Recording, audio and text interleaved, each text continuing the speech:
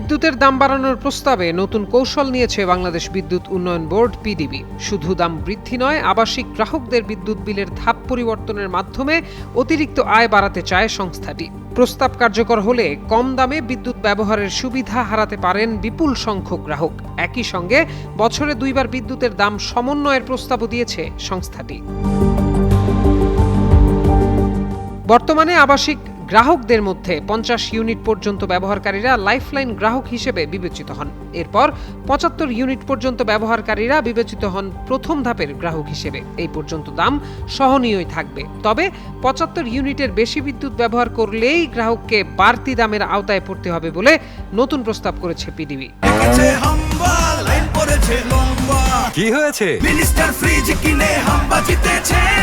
Minister fridge কিনুন, হাম্বা জিতুন। আরো আছে আকর্ষণীয় উপহার।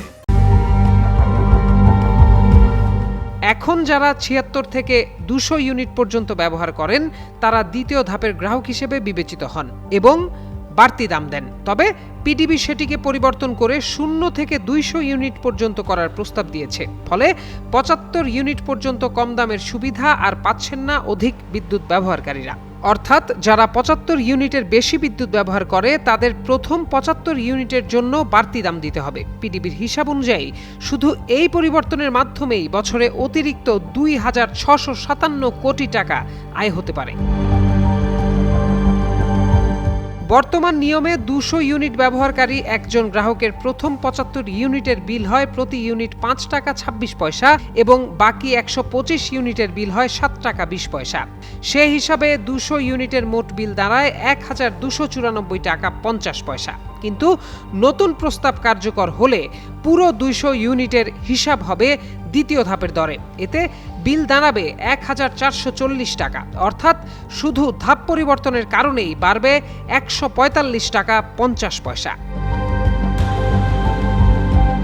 তার উপর দ্বিতীয় ধাপের দাম 7 টাকা 20 পয়সা থেকে বাড়িয়ে 8 টাকা 20 পয়সা করার প্রস্তাবও দিয়েছে পিডিবি। সেটি কার্যকর হলে একই গ্রাহকের বিল হবে 1640 টাকা। অর্থাৎ মাসিক বিল বাড়বে মোট 345 টাকা 50 পয়সা। এর বাইরে যোগ হবে ডিমান্ড চার্জ ও ভ্যাট। পিডিবির কর্মকর্তারা বলছেন নিম্নবিত্তদের বিদ্যুতের দাম বাড়াতে চায় না সরকার। তাই প্রথম দুটো শ্রেণীতে দাম না বাড়িয়ে দ্বিতীয় ধাপ থেকে স্ল্যাব পরিবর্তনের প্রস্তাব করা হয়েছে। বিইআইআরসির চেয়ারম্যান জালাল আহমেদ গণমাধ্যমকে জানান, বিদ্যুৎ বিলের ধাপ করা হয়েছে মূলত কম বিদ্যুৎ ব্যবহারকারীকে সুবিধা দিতে।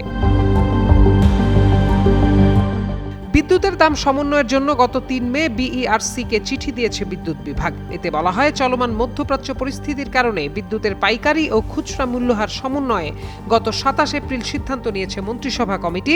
পাইকারি পর্যায়ে 21% অর্থাৎ প্রতি ইউনিটে 1.5 টাকা ও সে অনুযায়ী খুচরা পর্যায়ে দাম বাড়ানো এবং ধাপ পরিবর্তন করে প্রস্তাব পাঠানোর সিদ্ধান্ত হয়। এর পরিপ্রেক্ষিতে 4 মে বিইআরসিতে প্রস্তাব জমা দেয় পিডিবি। পাইকারির সঙ্গে খুচরা দাম বাড়ানোরও প্রস্তাব করে তারা।